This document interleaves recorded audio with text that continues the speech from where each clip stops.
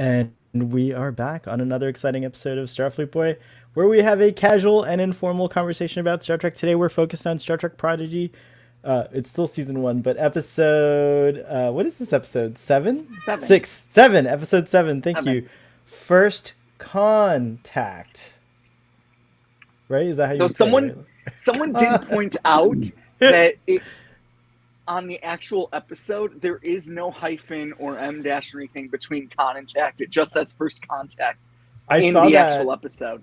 And Aaron Walkie responded and said that that was a mistake and they're working on fixing it. So there'll probably be a revision up online pretty soon. But I took a screenshot of it. I'm trying to pull up the screenshot. I took a screenshot because now it's a collector's item. Yeah. When NFTs are no longer environmental nightmares, maybe I can make a mint off of it. No, yes. Yes. Sell your Prodigy NFT. I was very vocal against NFTs at my day job the other day, and then everyone was just looking at me like, what is he talking about? What on earth is this guy on about? But one person knew about NFTs, and he's like super techie, and he informed me and sent me white papers of how the next version is going to be like 99% less. I love that, but I said the same thing. I said the damage has already been done. Like the PR, it's not even just the environment thing, which the blockchain is terrible. It's also just the fact that we are commodifying essentially nothing. Yeah, it's true. That is also, and it's like, but it's just like capitalism has gone crazy. Capitalism is eating itself, and now we're making fake money. And that's a really good point to bring up for this episode. I'll talk about that because we have a Ferengi in this episode. But before we get too deep into the episode, I want to introduce you. Patrick's already kind of started talking, which is cool. So Patrick, welcome to the show. It's your first time here. We have our usual suspects, Braxton and Marcelo here as well. Patrick, long time. I've been following you around online for this year. I think long time. That's like a long time. It's like, and you're very cool and funny. And so I'm really chuffed that you wanted to come on here. And I hope you'll come back. I hope we don't scare you away, and neither does the audience. And that you'll come back. But Patrick, do you want to tell? We have a tradition on Starfleet Boy where we like to hear about what you like about Star Trek or how you came, your Star Trek story, basically. And so if you want to take a few minutes and just let us know, we'd love to hear it. I don't even know how my story starts. I love that.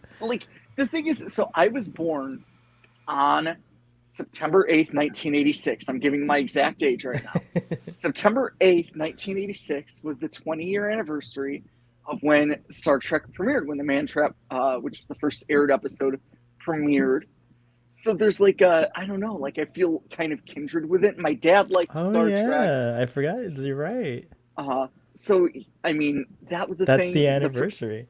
Yeah, it is September 8th. And it's 20 years. That's how I know. I'll always know how old Star Trek is, because I can just add exactly 20 years to how old I am. I love that. I love that. Yeah, and then, I don't know, I got involved with, just tweeting about it on Twitter. I guess that's where you tweet. And then, yeah, that's it. It's pretty cool. I mean, you're like Mr. Star. You know how they say people born on New Year's are like Mr. or Mrs. New Year's Day? You're Mr. Star Trek Day. That's amazing. I give you this this honorific moving forward. I also love it because there's this thing. It's forget your zodiac. What Star Trek episode aired the week that you were, born, or the closest to when you were born? Really good idea. I was born before TNG, and the closest thing to when I was born was the one with the whales. Oh, arguably, in my opinion, which is correct, the best Trek ever. Right on. It's definitely one of the best. I feel like that whole chunk, I can no longer it's always recency bias for me. It's whatever I just saw. I'm gonna be like, that's the best one. Well, we're here. That's how I feel about Star Trek Prodigy. It's so good. No, but it's so good. It's so good. Yeah. Well, let's dive into it. We have been trying to do like short and sweet episode summaries for these, just to kind of give. We're also stalling a little for the folks watching The Expanse. Our regular viewers are like, "Oh, The Expanse is tonight, so I'm not going to be watching." And I'm like, "Dang, that's like all five of them are not going to be here." So it's okay. It's okay. But we let's do a quick episode summary. Who wants to give the who feels brave enough to give the episode summary for tonight? I'm drinking, so I feel brave. Go you're for it, muted. Captain. Oh no, he's not muted. Oh, okay. Who said you're gonna go, Marcelo? No, I said go for it, Captain. Oh, Knock okay, yourself fine. out. So after all this time of like running away from the diviner, the crew get this like crazy realization that something happened to the previous crew of Prodigy, and it wasn't good because they haven't seen any of them around anywhere, so they're probably all dead or something, or who knows what the kids are thinking. So they're all like shook up from this, and so they're making a huge mess in their room. They're leaving dishes around. I don't know why the automatic protocols aren't working, because like on all the other shows, like little robots come in and clean it up for you, but whatever, it's fine. Maybe Janeway's trying to teach the kids a lesson. Maybe, cadets don't get those services. But anyways, it's super messy all over the ship, and they're just like kind of really distraught, especially the Janeway hologram, who's like, doesn't remember any of this. So she's like looking at it as if she were looking at video footage from when she was blanked out or something. It's like, I don't remember any of this, but it happened. Have you ever looked at, by the way, have any of you guys ever looked at video footage of yourself when you're blacked out drunk?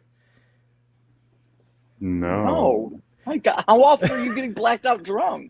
It happened. It used to happen to me a lot. It's something I'm not proud of, but someone once showed me video footage, and it happened a lot less after that. So it was really good. It was a really good wake up call, is all I'll say. But anyways, Janeway's not blanking out drunk. She just doesn't remember, and she's freaking out a little bit too.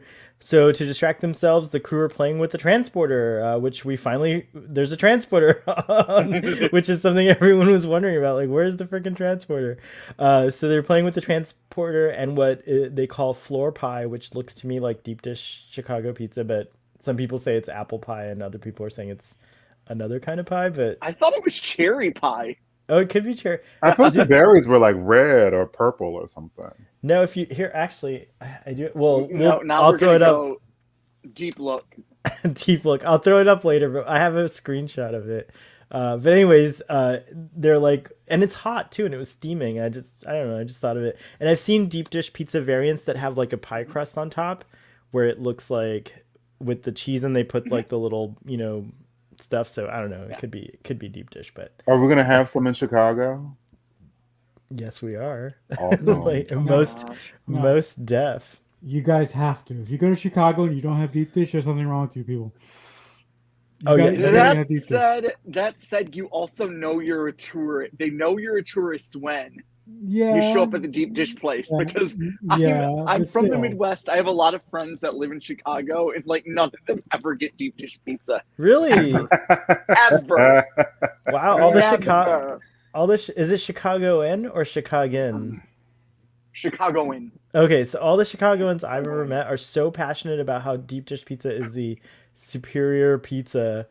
So maybe when they leave home, they get a little sentimental or something like that and Maybe. start standing for deep dish pizza. But anyways, the kids are playing around with the transporter, and they want to know if it's safe, I guess. So they decide to test it on Murph, who's like totally indestructible, and so poor little Murph swallows a comm badge, and they accidentally beam him out into space. And as they're going about their shenanigans, they suddenly get a distress call, which is a very typical thing to happen on a Star Trek show. And it turns out that the distress call is coming from someone who's got children, and she's like, they're sick, and there's a fire on her ship, and like she really needs help. Ooh, the And children then have the phage, dude. yeah, that's right. The children have the phage. phage. Oh yeah, you got a fan. Father is here, and he says, "Howdy, howdy. Patrick is here. Cool." Yes! Hey, father. Thank you. Yes. What are we? Chopped meat, father? Yes. No, I'm just kidding. I just yes we are. So, anyways, um, so after the opening credits, which we already said there was like a little flub in there, we come back. So sorry, we come back and we. Oh wait, you distracted me, father. I already got all past all this. So, anyways, Dal recognizes the con and exposes the person, and it turns out to be a Ferengi trader who was like a mother to him, who who raised him, I guess, like kind of like how Fagin raised Oliver Twist. Like it was very reminiscent of that. Anyways, everyone else is like, oh yeah, that like we don't trust this person at all, and Dal's like, she's great, she's great. Yeah, let's go. So they go over to the Ferengi. Is that a Marauder, or is it like a smaller version of the Marauder? It has, because we already know that the Prodigy is fairly small, like more like Defiant size, and it seemed more in line with the size of the Prodigy versus the Marauder, which was more in line with the size of like Galaxy, like the Galaxy class, Archer. right? Yeah. So this is like a mini Marauder, maybe, I guess. Yeah. Like just like I think that the Ferengi just liked that design. It's a cool. It looks so beautiful It in does. this episode. It It does is. look It really badass in this episode. And it was really good to see like that, the traditional Marauder. Yeah, We haven't seen it in a while. we haven't seen it in a while. That's Yeah. true. It's very, very true. Oh, cool. Dom's here too, and he's Patrick. Yes, thank you. I can't stay for long because it's like 2 in the morning or 1 in the morning in England. But wanted to appear at this. Oh, thank you. That's very cool. Thank you. Look at that. Oh, guys, like, stick around for the announcement. Patrick is the new host of Starfleet. Like that's it. Like this. Excuse me. I would like to file a protest because you brought me that job 7 months ago. I'm waiting. There's like a long line of people who want the show, and I eventually have to give it away because I won't look like a boy forever. I already don't look like a boy, so. No, yeah, Starfleet Boy is like Superman. Like it passes along, and I am Starfleet Boy. I like that. So anyways, so we go aboard this Marauder. We see like Dal, a little peek into Dal's life before we met him, and it's kind of sad. Like he slept in a hammock under the engine. Anyways, this Ferengi, what was her name? Damon Nandi. Damon Nandi is like, just like kind of, at first you're like, okay, suspicious, but then you're like, okay, maybe she's not so bad, but then you're like, okay, suspicious again. Anyway, they have a cloaking device, and Dal gets a good idea that like, oh, maybe if the protostar could cloak, we could like continue to evade the diviners grasp. And so he asks for it, and at first Nandi's like, yeah, I'll do it for no. So then Nandi's like, yeah, I'll exchange the cloaking device for you, but only if you do something for me. You need to go to this planet where these people have never met other species before, and grab this crystal and bring it to me, and then deal, you have the cloaking device. So Dal's like, okay, cool, but I don't know, like I don't know how I'm going to present it to the crew, and then he ends up saying that it's like a diplomatic mission, which is pretty funny.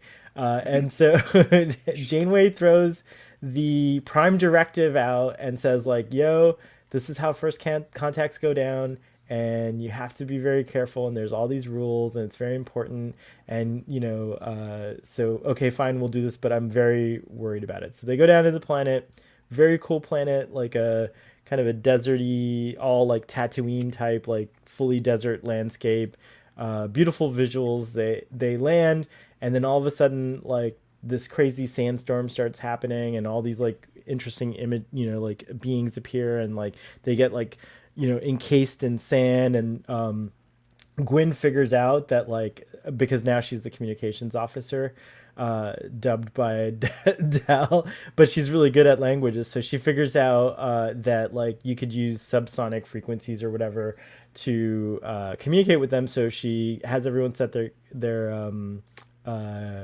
Tricorders. And thank you, Jake. I know. I don't know why I'm like flubbing so much. Well, I usually do.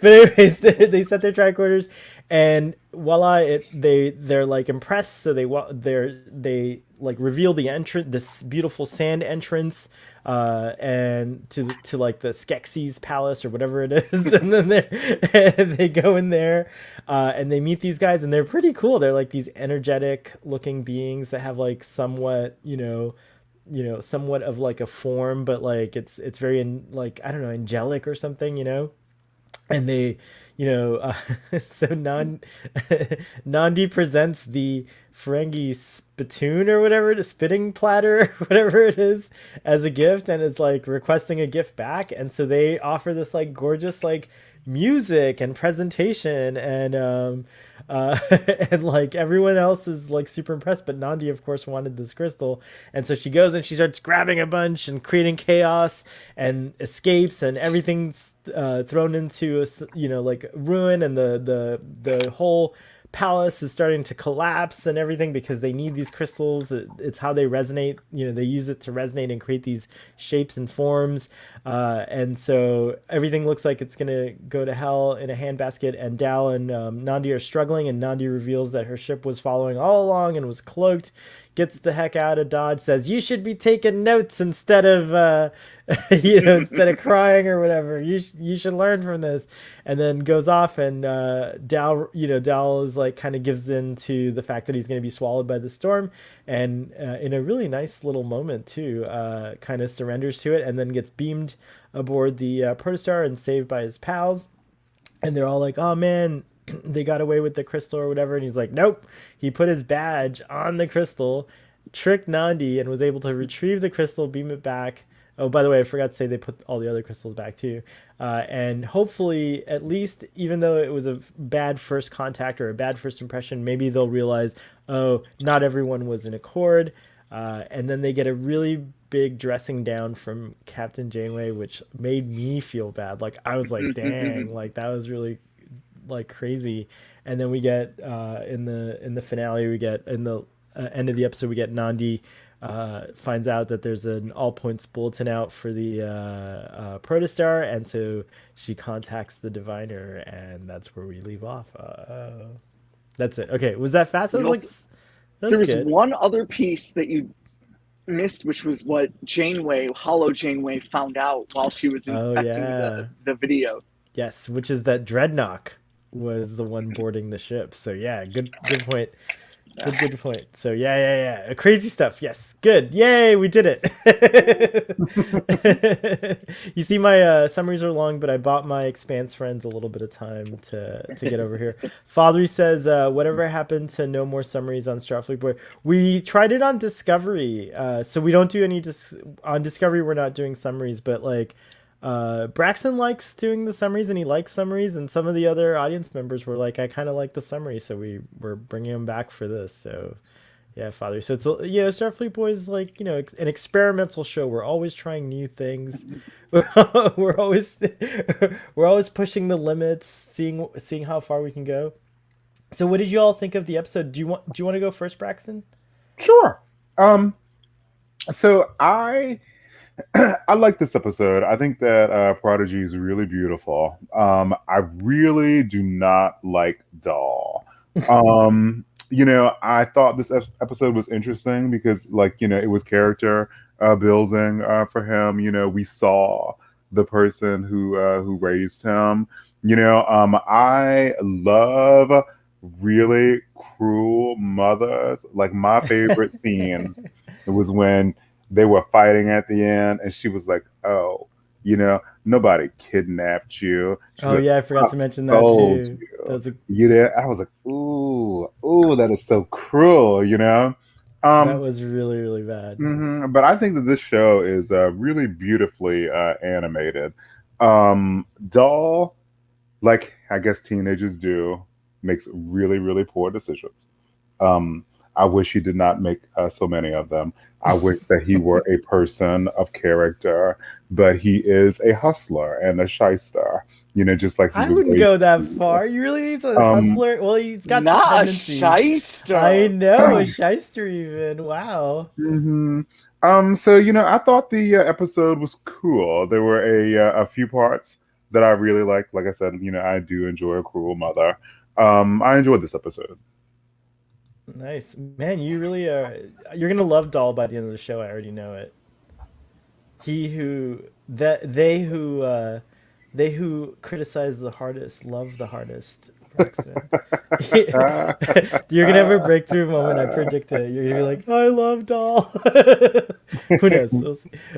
Oh my gosh, that I think he has those tendencies, but I think he has a good heart. I mean, come on, he like saved those aliens, Braxton. Does he have a good heart? I don't know, dude. I don't Wow, know. no trust. That's the whole kids show thing. It's like you have to have the bad boy who kind of discovers that what he's doing is bad, so that kids can be like, I don't want to be the bad boy.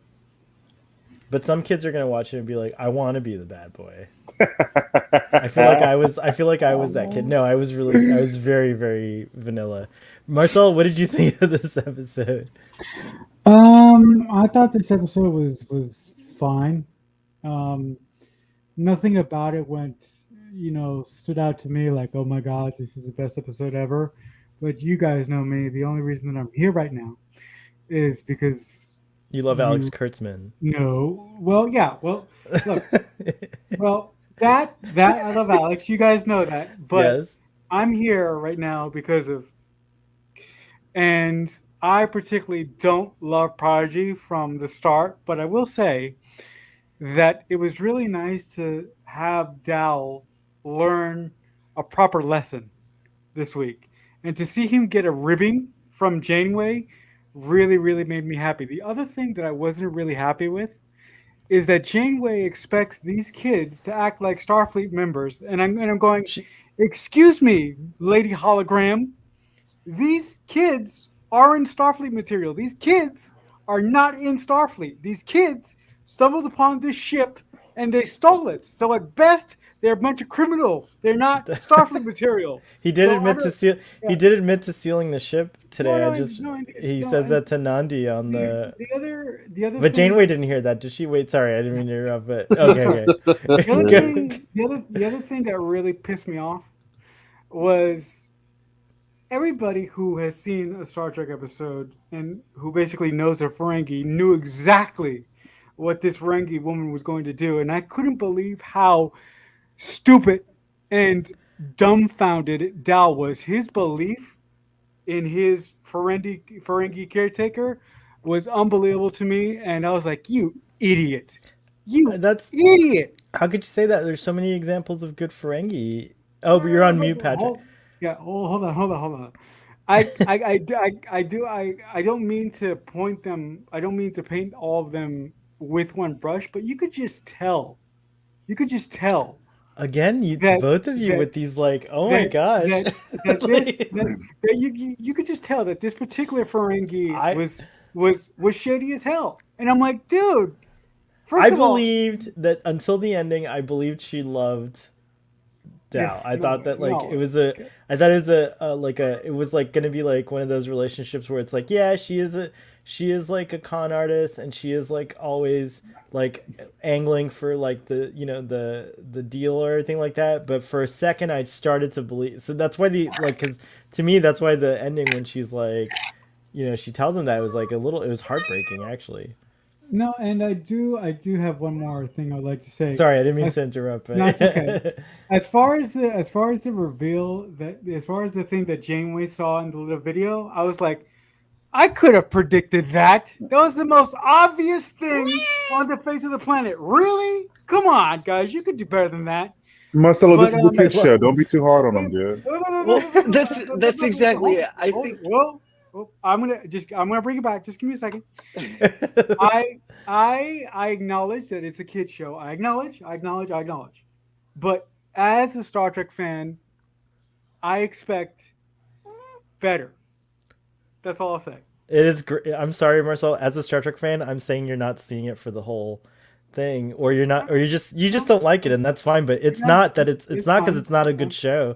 It's great. I didn't know. I didn't say that. I didn't say Star Trek Prodigy is a bad show. Okay, gotcha. I just don't love it like you guys do.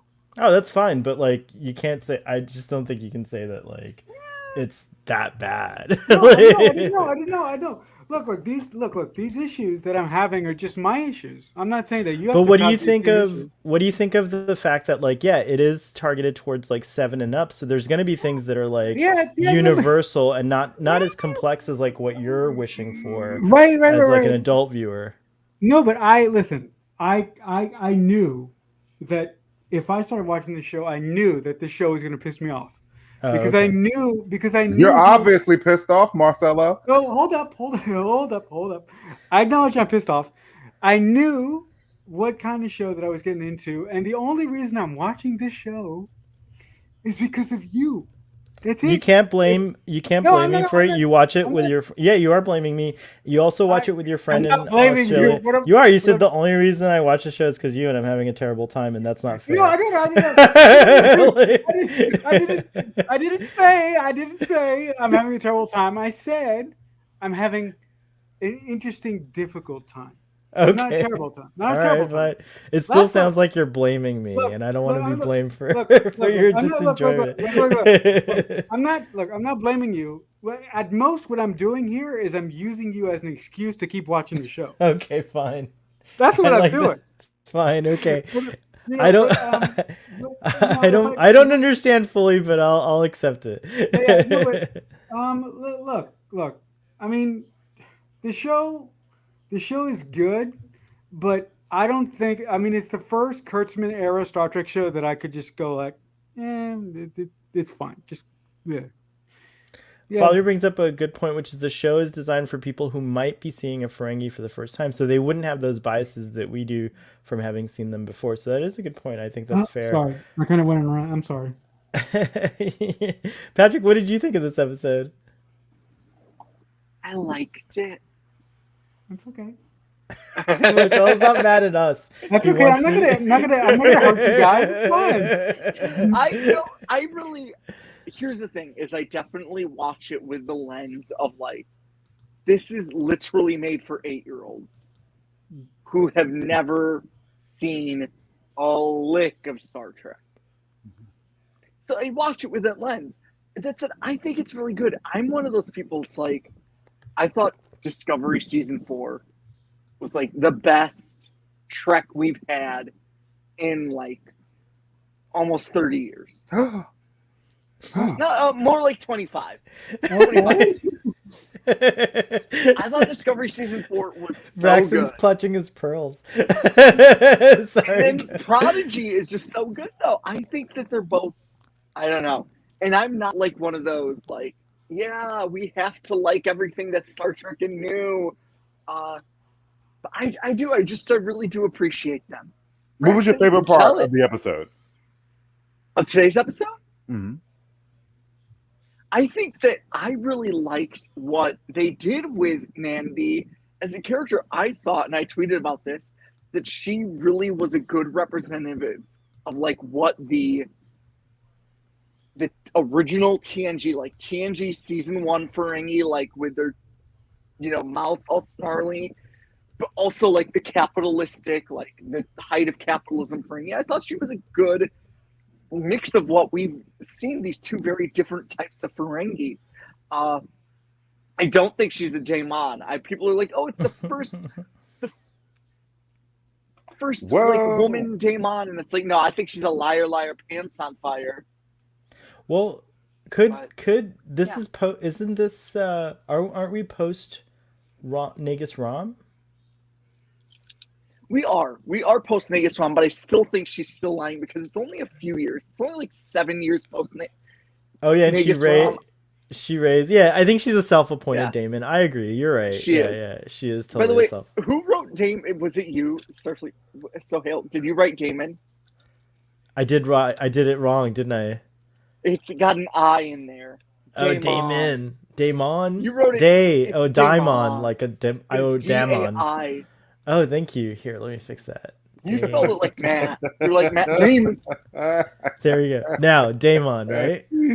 That's how you spell it. Thank you. Yes. So yeah, Daemon Nandi, I think was an awesome archetypal representation of greed, right? Like, so one of the things about one of the things that I think that we're seeing more and more, and that I think even especially the young are aware of, and like, younger folks are aware of, and like are kind of frustrated and see looking for alternatives. Really cool guy named the communist Trekkie, Will Wen. He's an awesome stand for communism, but in general, like, the system of capitalism is wildly out of control. We've seen that even with regulation and things like that, there's no way to really contain the horrors of capitalism, and over again, it just keeps like creating these like really terrible inequities and like vast, Damon Matt Damon. All right, I'm trying to be serious here. Okay, but anyways, no, I just think like showing a character that like is a capitalist and is that way is like a great thing to have and to expose younger people to, so they know like, okay, greed can be really bad. Like Damon Nandi had a son, like an adopted son who seems wonderful. Honestly, I know Braxton, he's like a bad boy, but like I think he really truly had like a really good heart. Like I think like now I'm seeing a lot of why he's the way he is. It's just like, who else did he grow up? He grew up with this example. Like he doesn't know any better. He just like Gwen. I don't think it was as obvious because he's so confident, or rather I should say so like cocksure and like so like ostentatious, that we didn't see it, but like he too is starting to see that like, oh, this way that I behave, like this way that I act, like this way that I was taught to be is like not necessarily the only way, and maybe not even the best way to be. And I think this was like an important moment in for his character to see how others reacted to his former life, to his former mentor. He even calls her a mentor, I think, like at one point, right? So I think that's very awesome. Like that's incredible in terms of like what it does for this character. And to me, it really like, this is the first time I like truly wept in like a profound way, where I was sad when I was watching this episode. I wept. I was like crying tears and like so yeah, it was profound, that stuff. Like that was pretty good. I don't even know, I'm like, I grew up in like a family where my parents never split up and all that stuff, but like it just still feels very powerful to think that like here you are already insecure, not having parents. Dow lost his parents or whatever. We don't know the full story yet, but like he was raised by this person, and it ends up he was being manipulated and used the whole time, and he didn't even know it. He thought this was his friend, and it's just really sad. Mm-hmm. Let's see, we got some comments. Father says, what else can I say to make Starfleet Boy laugh and distract? It's true. Well, Father, yeah, you can start by spelling distract correctly. Wow, can anyone tell Patrick's a teacher? A professor? I'm not actually. Oh, my bad. Oh, I'm sorry. I am a doctor. I do have a doctorate. Okay, true, gotcha. I'm not a professor. Okay, I'm an assistant registrar, which is super boring. Oh, okay. I totally made an assumption. You seem very professorial. Thank you. That's Dr. Patrick. Doctor, you should change your screen name to Dr. Patrick. Did you guys get any of the Oliver Twist vibes that I got from this episode? I've never read Oliver Twist. No. I don't really know what it is right now. You could just watch the movie or read the Cliff Notes. No. You're not going to even watch the movie or the Cliff Notes, Marcelo? No, I'm saying I didn't get any. I'm saying I didn't get any vibes at all. Truth. I didn't say I was going to watch. I didn't say I wasn't going to watch the movie. But if you want me to watch the movie, I'll watch the movie. No, it's okay. It's okay. All right, fine. But I totally blame you if it's bad. He would blame me. No. He's gonna say I only watched it because of you, and then you,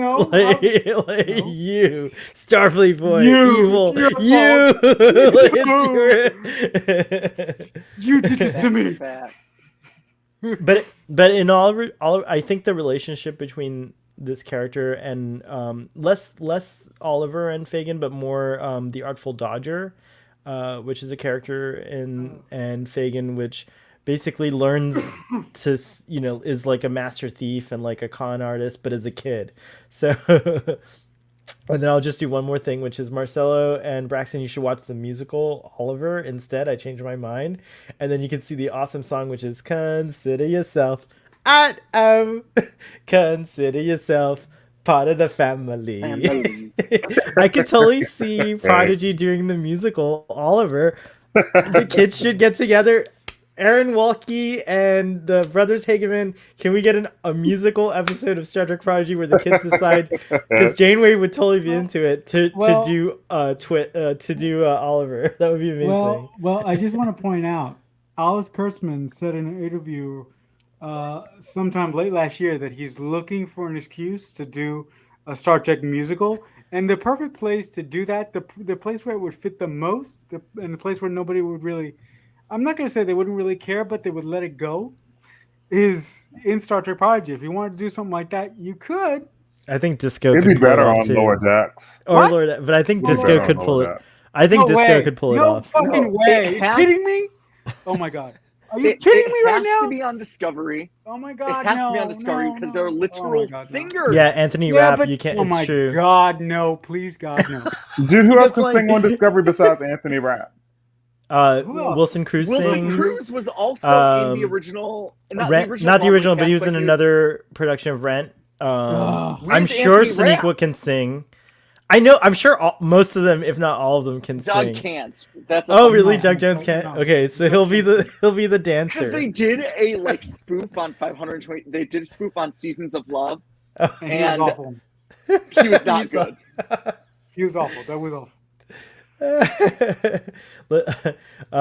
You fool! This misspelling was part of the distraction. That's why you were laughing again after reading this. I'm laughing because I've had a drink and the tea is very good today. It's really good. I will blame Sohail if the Expanse finale is bad. Oh, Jesus. So how do you think it was like Oliver Twist?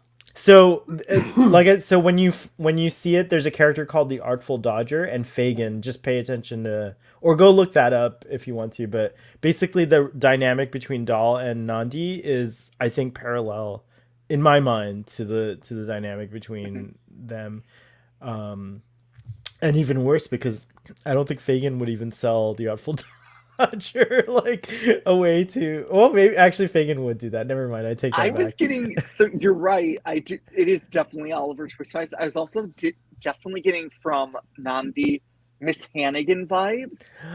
Oh, deep Carol Burnett is Miss Hannigan vibes. Actually, Rock Talk is Miss Hannigan because that was a full orphanage, right? and the little. By the way, I just want to say I've not forgotten the little kitten, Cation kitten, that they left behind on the planet, on the Chimerian mine, and I don't know what's happened. No, they haven't get the kitten back. Are you sure? Because they're not going to let that happen.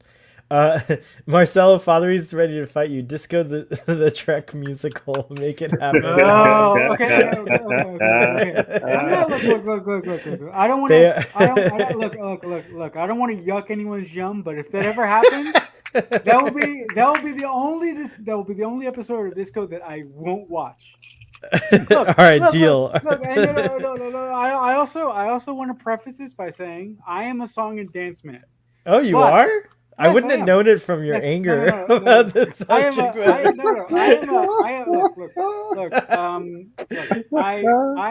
love musicals, but awesome.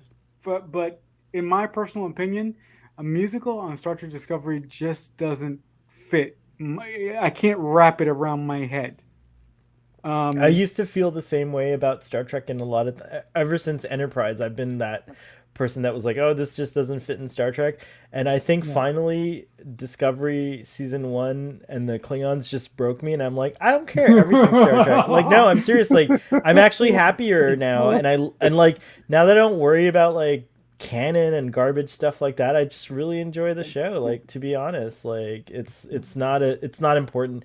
We'll figure out a way to make it all fit. The universal translator could be malfunctioning and it makes everyone sound like they're singing. I mean, like, that's like, there's all see, that's a perfect writer's loophole that if it happened, I would accept it.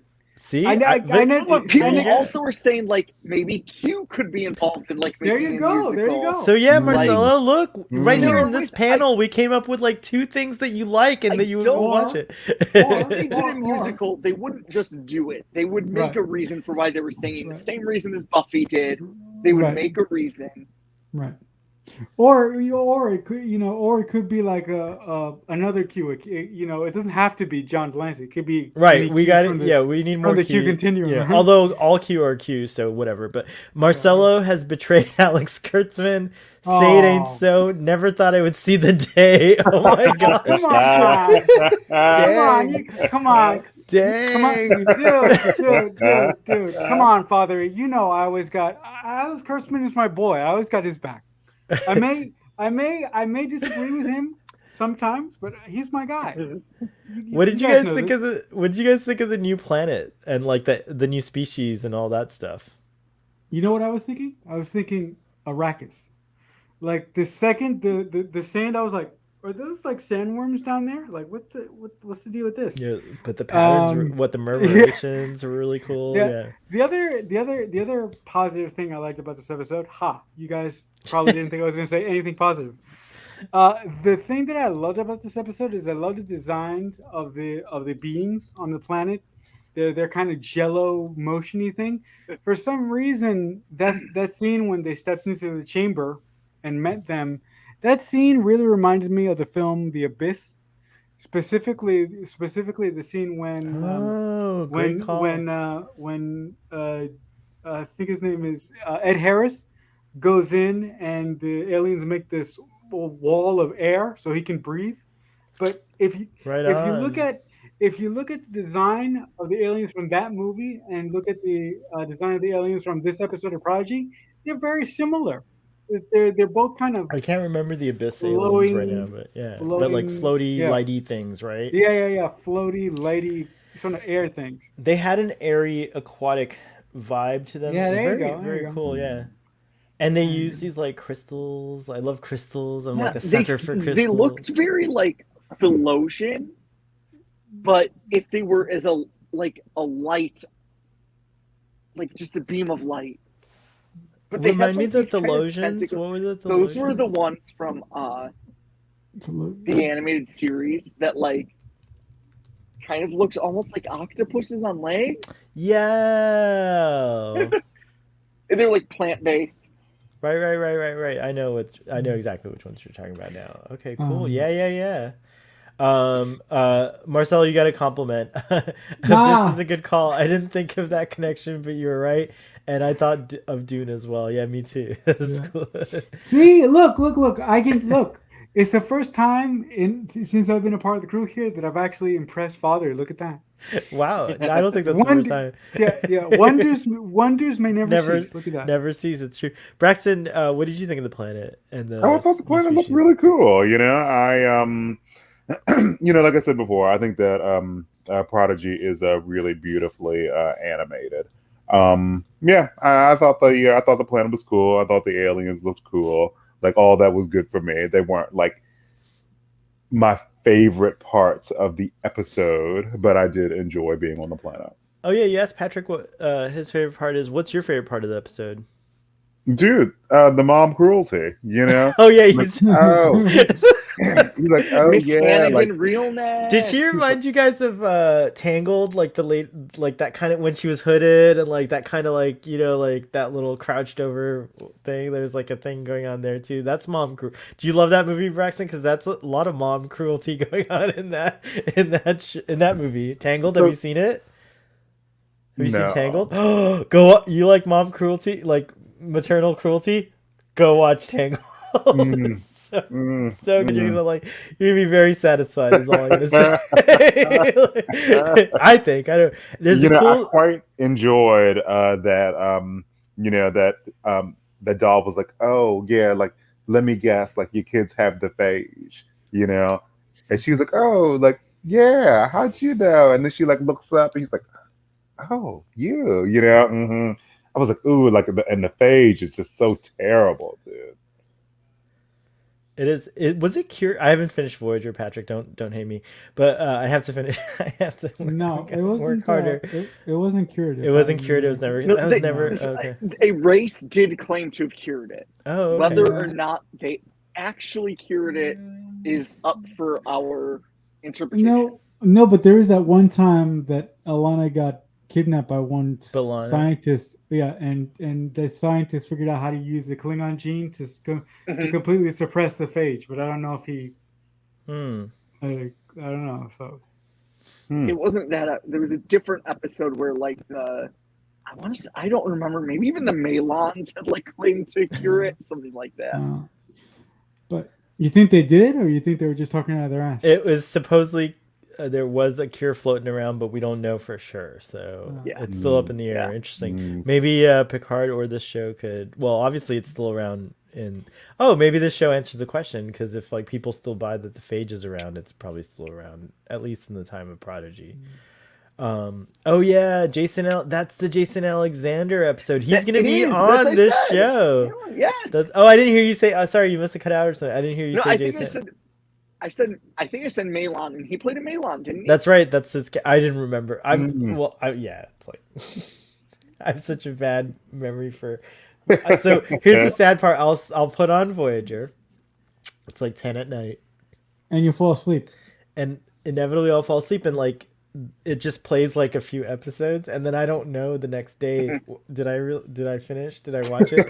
So like I really should just start again from season 1. Like, to be honest, I should just start over, because I am enjoying it. By the way, it started getting really good around season 4, and now season 5 is pretty good from what the episodes that I've seen. So. Dude, after 7 of 9 comes in, it really picks up. I have to say, no, I'm enjoying the show. So it's not a matter of not enjoying it. It's just like unfortunate that I always try to watch it at night when it's bedtime. So, I know. That's true. Don't do that. Don't do that, Starfleet Boy. No. Hey, Ruben. Thank you for wishing us a great show. Hey, Ruben. Jill's here, and she's letting me know that the Expanse finale is only 64 minutes. Jill, Father's going to blame me now for this, by the way, like that it's only 64 minutes. So don't give him any more fuel for the fire. And I can't wait to hear what you think about it, but don't tell me, because I got to go watch it right after this show. What else? Oh, what did you guys think of Gwen as a communications officer? Like, do you think that, because I kind of like the idea that she was competing with Dal personally for the captaincy, and I was wondering if that was going to come into play, but now it seems like she's pretty interested in this. I think that Dal is the most competent person on the ship. So wait,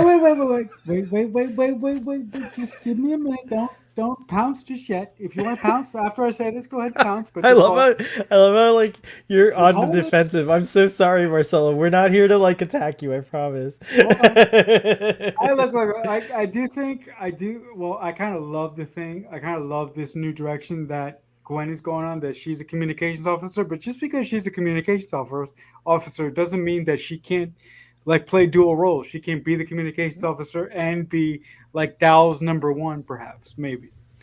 I do think that it's an important thing to have somebody who is tremendously smart and tremendously forward thinking in a position of so much importance on the ship. That's all I had to say. So yeah. Nice. Communications officer. What are your thoughts, guys? Marcelo, that opinion is reckless. Okay. I think that the floating thing with the arms. Yes. I think that that thing. Did they name the species? Did they name that species? Is that a Medusan? No. Oh, you're talking about in this episode, right? She's a part of the crew. Sorry. Zero. Yes, Zero is a Medusan. Yes, sorry. Yeah. So Zero is the most competent person on That's true. He's pretty of the crew. They are pretty confident. You know what? But Gwen is. I forgot about the robot. Sorry. Zero's not a robot. Zero's a Medusan. Zero's not a robot. Whatever. I forgot about the Medusan. But Gwen is the second most competent person on the ship. She makes a good communications officer, I think. Right. I feel like she's got like a little bit of a center like in the way that like Doll has no center at all. You know, yeah, I like Gwen. She's a lot calmer than I mean she's very very very well put together, and she's the type of person that wouldn't panic in a situation where all of their lives would be at risk. She Mhm. would she would approach the situation measured, and I don't think Dal could do that at this point. Patrick, any thoughts on Gwen as a communications officer versus captain? I mean, I think they kind of set her up from the beginning, like the language person being the Yeah, communications makes officer. sense. Very, Good point. very Hoshi Sato of her. Like, so that doesn't surprise me. I like to do a little counterpoint. Murph is the most competent person on the ship. Prove they're not. We lost you for like 2 seconds. Repeat the last statement. I said just prove Murph isn't. Oh, prove they're not. Murph is the most common. You're right. Murph might be the. Yeah, it's really, yeah, I like that. It's like really good point. By the way, when Murph like sticks out their tongue and they put the vag, and then it like you see it kind of like floating down, and then in one shot it's like in the right position on where it's supposed to be. And I was just dying. I was just like, I was dying. That would not happen if you stick. But whatever. It could. Murph, we don't know how Murph works. Murph's a miracle. I mean, like, I don't know. Like, Murph's a miracle. That's a hashtag there. It's fine. It's fine. It's fine. It's true. Doesn't matter. It's fine. I think I do the same because I'm now watching Voyager and seeing so many things I have no memory of. Netflix kept playing after I was asleep. It's just, it's not just me. Guys, for our viewers at home, just in case you're in Jill's spot or if you're in Starfleet Boy spot and you're watching something at home and you keep falling asleep and when you wake up a different episode is playing, Netflix does have the ability to auto turn off keep playing. So there is an option to turn that stuff off, by the way. Oh, really? Yeah.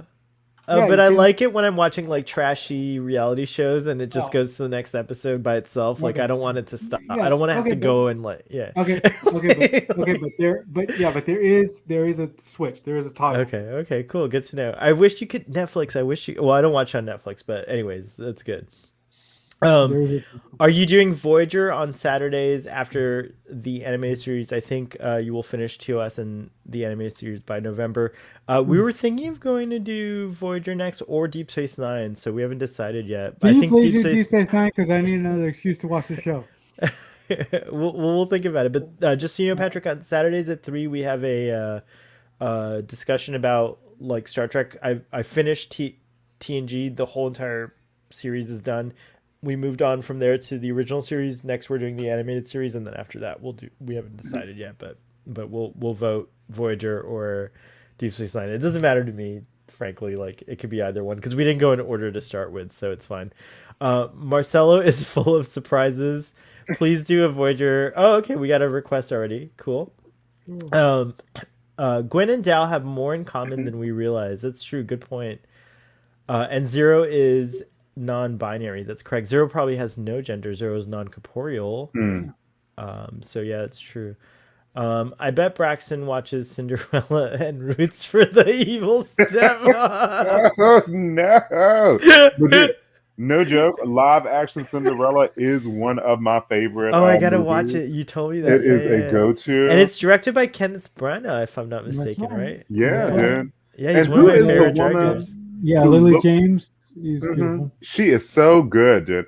And she captures Cinderella perfectly. Like she just seems such a good girl, you know. And the actress who looks like Tilda Swinton but different is so good as the stepmother. Who is the actress that looks like Tilda? Is it Kate Blanchett? Is that her name?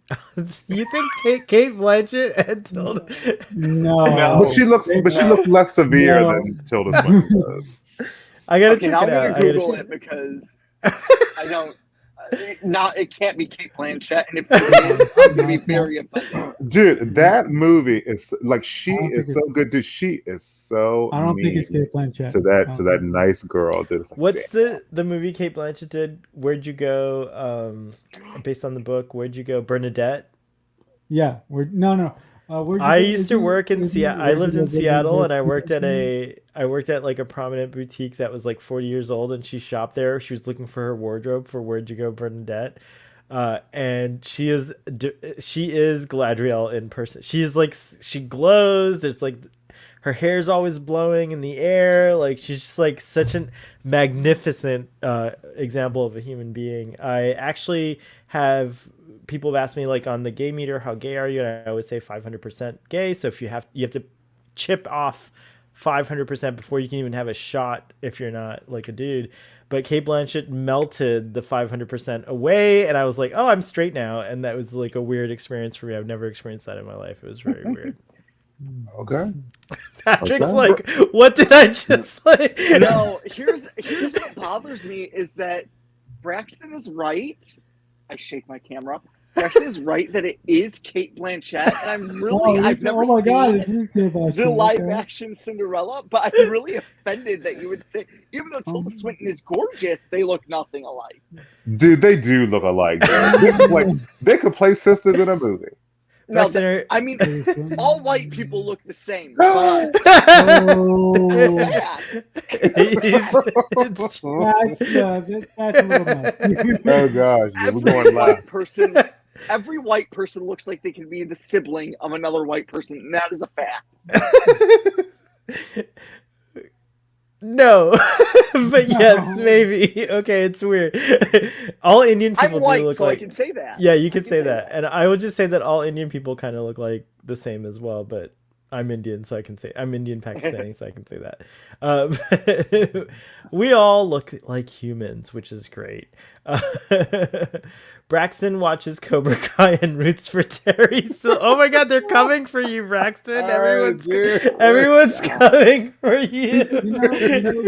Just a moment to defend sort of Braxton a little bit. When I was a kid, I used to root for the villains exclusively in movies too. So when I was a kid, I used to root for the Joker to kill Batman in the 89 Batman movie. But when I got older, I wised up and started rooting for the heroes. I remember I knew some kids that loved the Empire in Star Wars. They were just like a little too obsessed with the Empire. It was like a little too much. And I was like, why? I was always the kid that was like a Luke stan. Murph did that on purpose. What's that? I was just gonna say liking the Empire's a little Nazi-ish. I'm not sure I love that. Yeah, no, exactly. It was a little disturbing. When I remember being like, "Do you know what this is a parallel of?" If I fall asleep after 5 minutes, Netflix thinks I saw the episode even with autoplay turned off. This is a good point, Jill. Say anything to me. I'm currently watching Voyager for the 5th time in 27 years. Wow, it is the legacy Trek show I've seen the least. I voted for Voyager after the animes. Oh, cool. 2 votes for Voyager. All right, we might be doing Voyager after. Voyager's my favorite Trek, dude. Yeah, I know. And Trek, a lot of people, actually. Unpopular opinion, the 2011, directed by Kenneth Branagh, is a wonderful... That's not unpopular. That's like... No. I 100% agree. The first one is good. That shit is high-class Kenneth Branagh, like, stuff. I love Kenneth Branagh, so I'm a little biased. Yeah. What's that? It's really Shakespearean, especially the stuff on Asgard at the beginning of the film. They speak that old English, not old English, but it's got this Shakespearean quality to it. I think the first Thor film. Huh. I don't know if all white people look alike, but we all say a lot of dumb stuff, as Patrick just demonstrated. Oh my gosh, Patrick's. Yeah, like some of us spell alike incorrect and put a space in between it. Ooh, you're gonna. I love this. Is the spiciest. Dr. Patrick is the spiciest, and I love this. I think he's more spicy than Braxton. Braxton can get spicy too, so I think you just beat Braxton with your so talking about we only have a few minutes left, but I don't want to like finish without talking about the big thing about Chakotay. What the heck's going on? We got a better look at the uniform.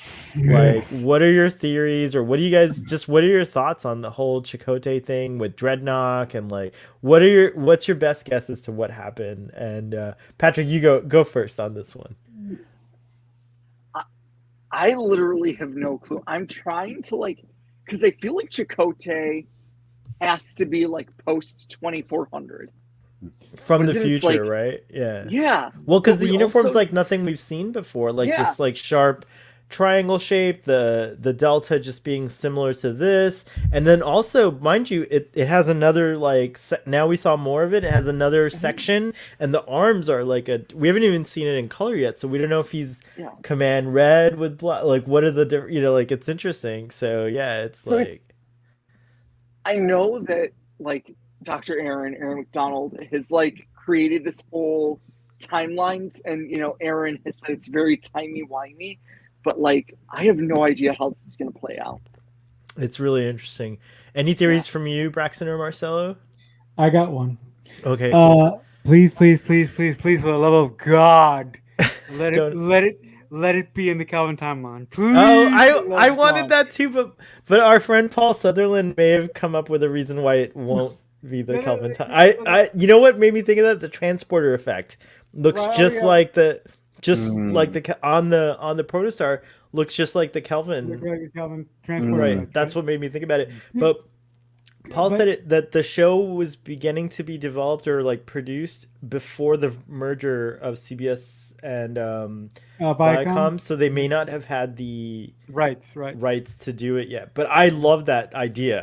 I'm all for this being a Kelvin Chakotay Kelvin ship. Like, I love it, but I don't think it's gonna happen. But in all seriousness, even if they don't go to my beloved Kelvin timeline, it'll be really interesting to see where they go and what they find there, if indeed we do have some timey-wimey stuff coming our way down the pike. I think that's a reason other than me that you're watching the show. Well, yeah, you might be right. You might be right. Yes. Thank you, Patrick.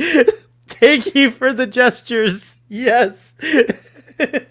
That might be a reason you're watching other than me. You realize that.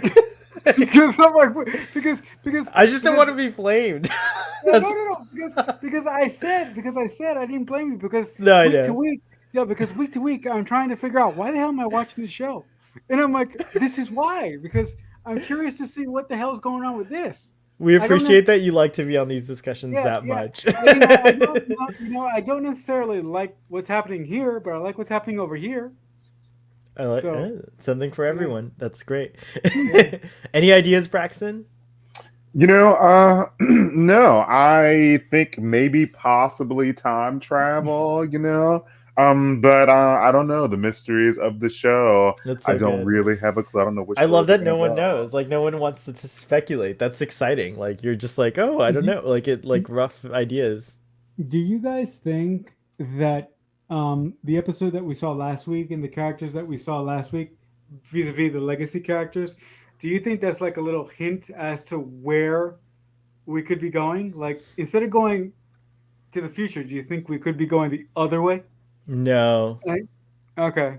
All right. I'm just saying. I think we hear Chakotay say something about an anomaly in the previous episode, and then we hear about Then we see in this episode Dreadnought was boarding. So it seems to me they entered an anomaly. Someone online, and I'm so sorry, I don't know who to credit on this, but I read online that someone thinks that, like, since Alex Kurtzman mentioned, like, there's going to be crossover for sure at some point down the line, that maybe this is the beginning of it, and maybe it'll tie into the DMA and Picard season 2, because time is broken. And so in Picard, time is broken. In Discovery, there's this weird DMA thing, and here we have this anomaly, and like, so there's like all these like things going on potentially that can tie together, but I don't know if it's too soon or if they're gonna do this later. But yeah, there's a lot going on. There's just too much. There's like, but we can't really tell. Any final thoughts on this episode and ratings? I'm gonna go ahead and say, by the way, and Patrick, you don't know me on this show very well, but I tend to like rate very high. I can't help it. I rate from my gut. So this one's a 10, another 10. It's another fucking 10. I'm sorry, I can't help it. It's just gonna be a 10 for me. So yeah, I really enjoyed this episode. I think I covered everything I wanted to say about it personally on discussion. By the way, thank you guys. This is one of the funnest discussions I've had in a long time. So sorry, Marcel, if we were a little hard on you. That's But I deserved it. I deserved it because I let this episode have it. It's okay. You're allowed to. One thing about Star Trek Prodigy, we welcome the differing opinions. Yeah, dissenting opinions. It's not like a love fest. I mean, I am. I might be a love fest. Yeah, but you are. Yeah, but you don't have to be. You're not obligé in any way. But this episode, just like the fact that it just touched me on a really deep level. Like I really vibed with Dal's story because I didn't expect it to be that, and it was sad, and I love that he doesn't see it, like that he didn't see it initially, and like it just endeared me to Dal like a lot more. And then I like the crew like just having fun a little bit, and then the mystery of the Chakotay. I mean, the fucking Chakotay mystery is outstanding. Like I didn't think it was gonna go this way. I thought they were gonna end up in the Alpha Quadrant and run into Captain Chakotay, and like it was gonna turn into a different show, but no, it's doing something totally Prodigy. It's like very, very different. So whoever wants to go next, feel free to give your rating and final thoughts. Like I said, I'm not going to belabor the point. I was very, very disappointed with this episode, but I did have a couple positives sprinkled here and there. So, with all that being said, if I had to rate this episode from 1 to 10, I would give it a 3. A 3. A 3. Wow, heavy. Harsh. You've destroyed my 10. You brought my way. It's just my rating. It's all right.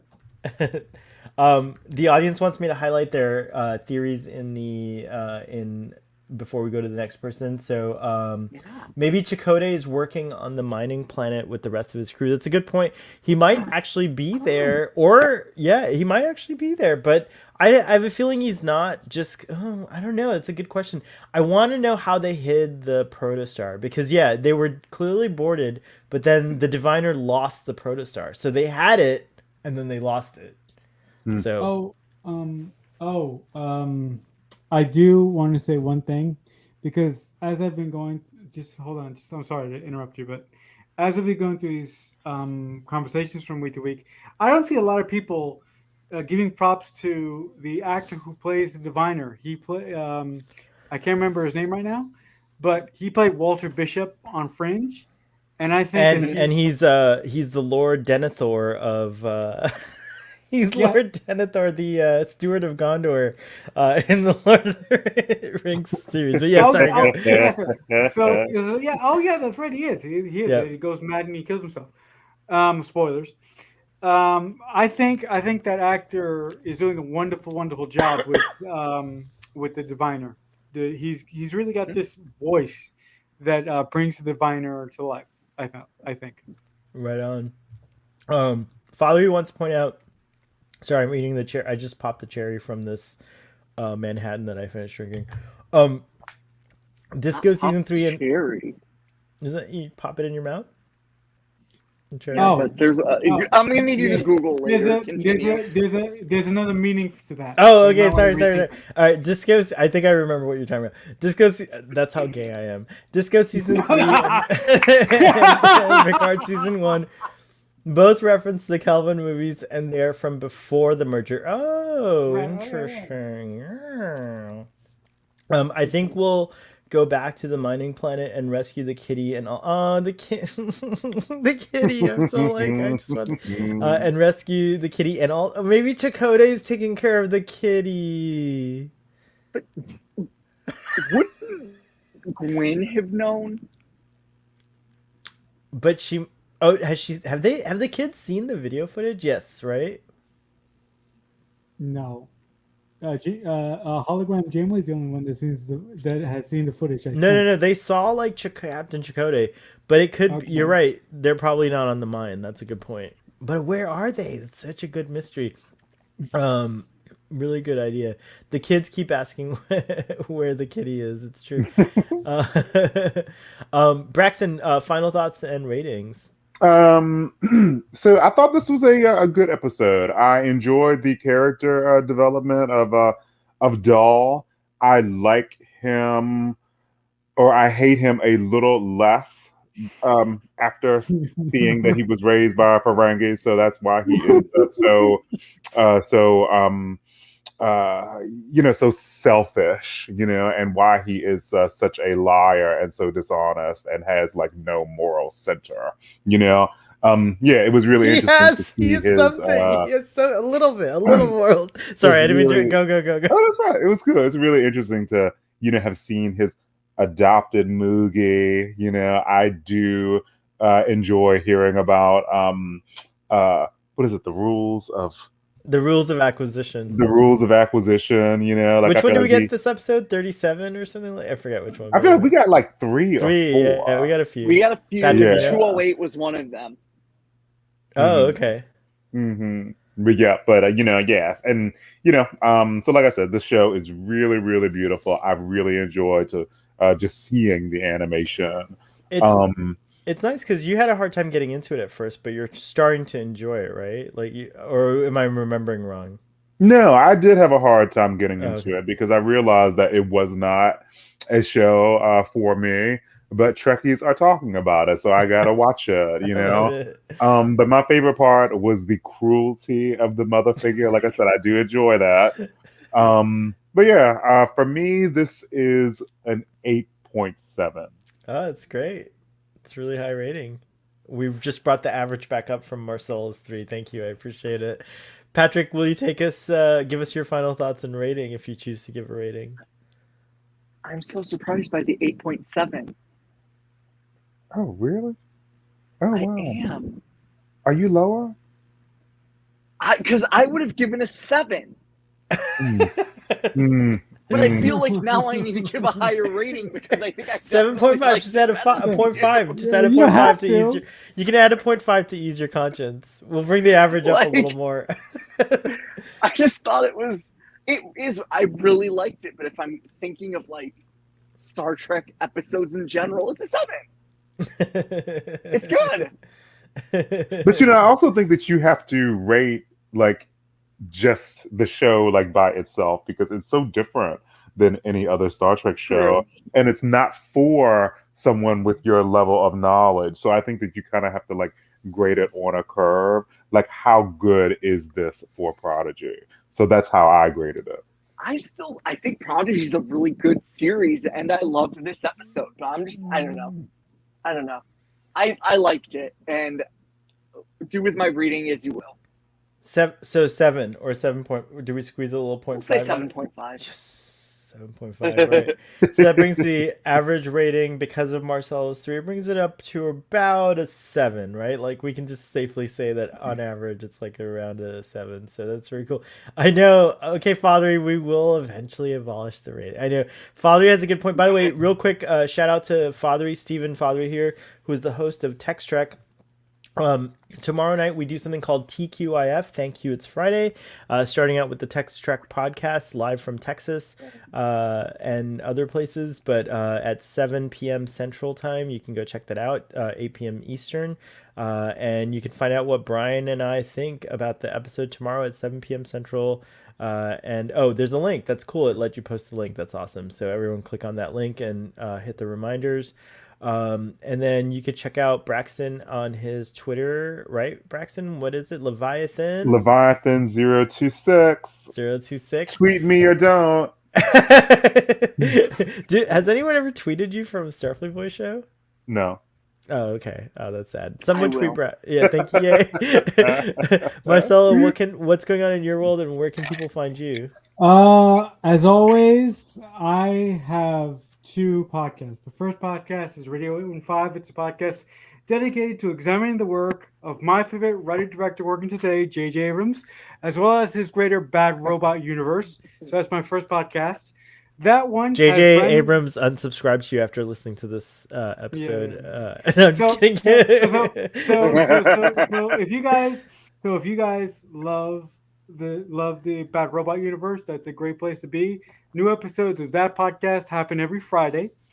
And I also have a personal podcast called the Red Wall Podcast, where you get to learn a little bit more about me, conversations I have with other people, other Trekkies, and I talk about all sorts of stuff on there. And I also have a YouTube channel called Balloon Head Productions, where I do Mission Impossible reviews, the old series from the 60s. I do Doctor Who reviews. I do Smallville reviews, and I do a bunch of other wacky stuff on there as well.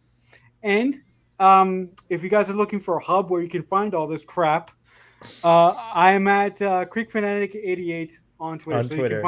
So you can find all the links to all my crap on there. And the occasional really sweet, endearing tweet about your personal life, which I always enjoy. Yeah. Patrick, where can folks find you, and what have you got going on?